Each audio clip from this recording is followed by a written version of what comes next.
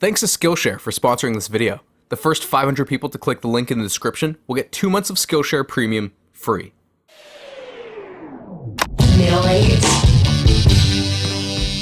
You probably know the Arctic Monkeys from tracks like Why'd you only call me when you're high? or Are you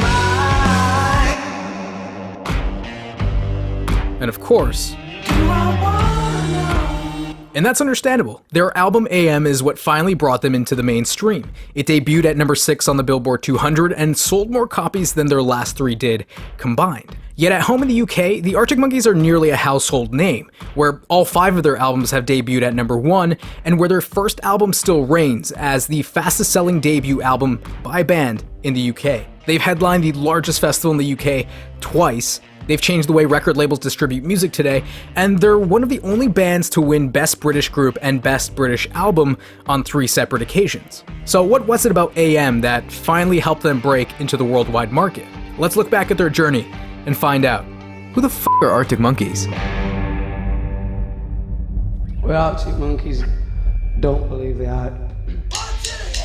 In the late 90s, 4 friends from an English suburb were spending their weekends cutting together hip-hop beats. That was until they were exposed to the new rock revolution. Bands like The Strokes, The White Stripes, and Queens of the Stone Age were reviving the rock aesthetics of the past and inspired these 4 boys to pick up instruments of their own.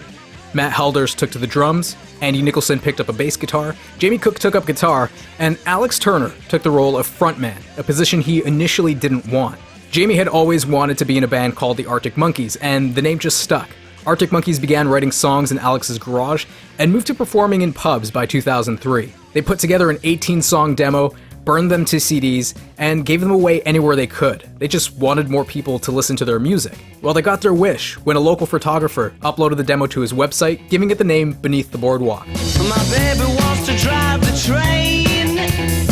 Don't you let her, well, don't you let her touch the train. This is how the Arctic Monkeys would become one of the first bands to become famous because of the internet. We're talking 2004 here. MySpace was a year old.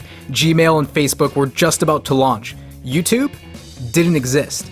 We didn't have iPhones yet either. We were walking around with these in our pockets. The demo started being shared online, and fans started a MySpace page for the band. The group had done virtually nothing in promoting themselves, and because of the internet, they had an instant fan base. People were going to their shows already knowing the words to their songs. It signaled a shift in how artists in the future would gain recognition. People who listened to Arctic Monkeys did it for the music, not because they heard it in a TV commercial. The internet was allowing bands to be heard without the help of a label. We've seen the power of the internet birth new celebrities, but this was at a time when there were no leaders, no social campaigns or formulas for success. This also meant the world wasn't sure whether or not the Arctic Monkeys were here to stay. The group released their debut single, 5 Minutes with Arctic Monkeys, which got record labels bidding to sign the explosive new group. Arctic Monkeys wound up signing to Domino Records, who they're still with to this day. They were attracted by the do-it-yourself style of owner Lawrence Bell, who worked out of his apartment and only signed artists he personally liked. They soon released I Bet You Look Good on the Dance Floor.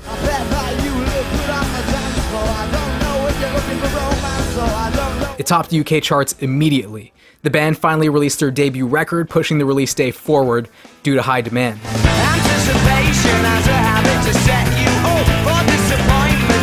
The jittery punk album spoke to younger audiences, the social commentaries of the good and bad nights out with friends, and about Alex's attempts and ultimate failings to pick up girls at nightclubs.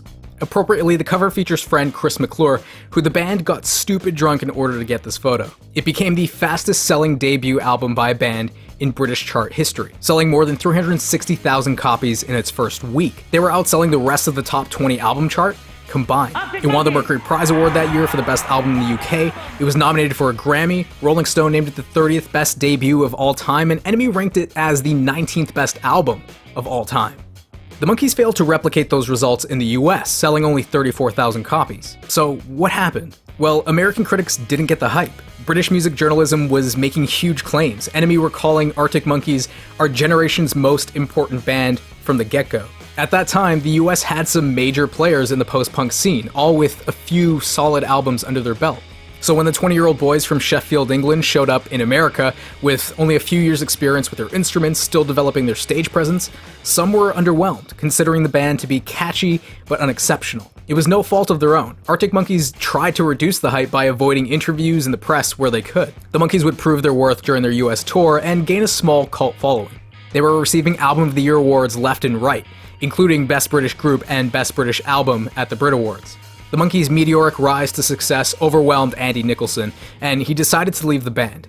He was replaced by current bassist Nick O'Malley, who joined the boys when they quickly headed back into studio to record Favorite Worst Nightmare. Just a year after their debut, the English ensemble returned with a louder, faster, and more varied track list. Favorite Worst Nightmare barely gives you a chance to breathe with its breakneck pace. The record went straight to #1 on the UK album charts. Every track on the album found itself on the top 200 UK singles chart. Once more, they were nominated for the Mercury Prize and won Best British Album and Band at the Brit Awards. Their appeal improved in the US market, debuting at #7 with 44,000 copies sold. It would be their only release to break the Billboard's top 10 albums until AM would later. The Monkeys headlined Glastonbury Festival that year, the largest music festival in the UK. They were at their peak, at least in the UK, when the group decided to take a short hiatus. Alex Turner founded the symphonic supergroup The Last Shadow Puppets, releasing The Age of Understatement in the spring of 2008. Following that release, the Arctic Monkeys came together to begin writing their next album, Humbug.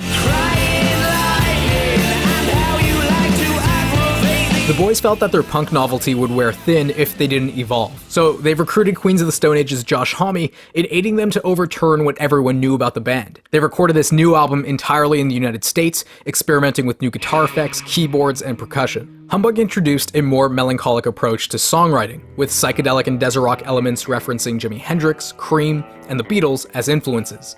Alex's vocals became smoother around the edges and a little more distant.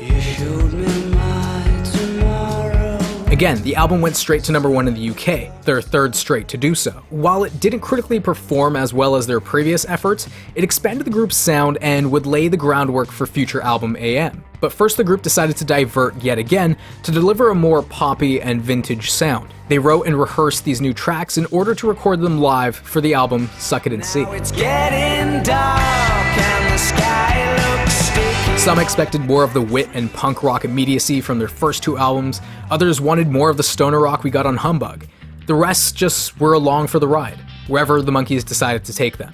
Suck It and See left many disappointed and thinking this was the fatal goodbye kiss to the band. I didn't get those extremist comments. The album was still one of the better rock albums released that year. It was neither terrible nor great, but it was definitely their weakest thus far. But after Humbug and Suck It and See, the Arctic Monkeys were slowly descending into mediocrity. Their frequent change in music styles had fans coming and going between records, impeding their overall growth. They embarked on a North American tour supporting the Black Keys in early 2012. It was the first time they had ever toured as an opening act. They had always been a headliner, but this would offer them the most exposure to American rock audiences that they had ever had. They couldn't pass it up. The boys even wrote a new track to close their sets with, Are You Mine? Well, are you mine?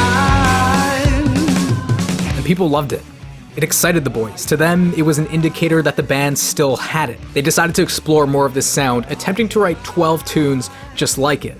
The final product was AM.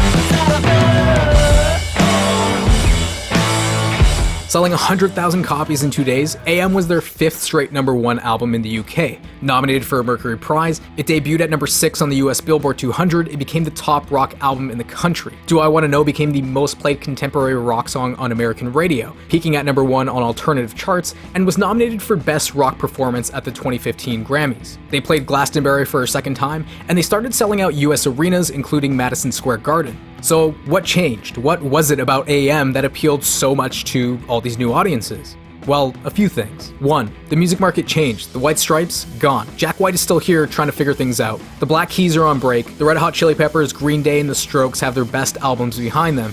Sorry, if you took a look back at the top 100 tracks in the US in 2014, you won't find a single rock song aside from the ones by Arctic Monkeys. We were left with Imagine Dragons and Coldplay to define alternative rock. Arctic Monkeys were the only ones with any spotlight still bringing rock and roll. That rock and roll, eh? 2. The Arctic Monkeys reinvented themselves. With pomade in their hair and leather jackets, they almost separated themselves from their debut entirely. They also focused on creating tracks that were driven by drums and bass rather than guitar. Alex Turner now sported a new persona, and his vocal delivery became more conversational. Plus, they threw in a bunch of falsettos as well. They went back to their favorite R&B and hip-hop singles from their youth and tried to sound less like four guys playing in a room and more like something that would sound boss in your car, like something Dr. Dre would produce. Top dog, bite them all, yeah, I'm burning it up. DPGC, you should be turning it up. CPT, LBC, yeah, we hooking back up. And when they bang this in the club, baby, you got to get up.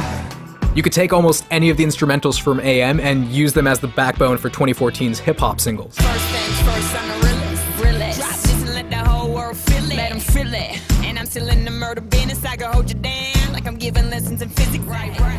3. AM was just a damn good record. The boys accomplished what they had set out to do. The album sounds badass, it's the modern day rock and roll people were looking for, but not everyone was happy. Longtime Monkees fans were upset over the newfound popularity and direction in sound. We lost the immediacy, the punk rock, and the sharp lyricism. We had been for a while. This was just the nail in the coffin. The Monkees are a band that want to evolve with every record, and if fans follow, then so be it. Listen or don't. They're still making some cool rock tunes. These uncool kids from an English suburb who started a band called the Arctic Monkeys and just wanted more people to hear their music. But Tranquility Base Hotel and Casino is just around the corner, and the word is that it's very piano-centric with guitar riffs being few and far between. They'd finally hit the jackpot with AM. I just hope this next reinvention doesn't undo all that hard work. So who the f*** are Arctic Monkeys? We'll just have to wait and see.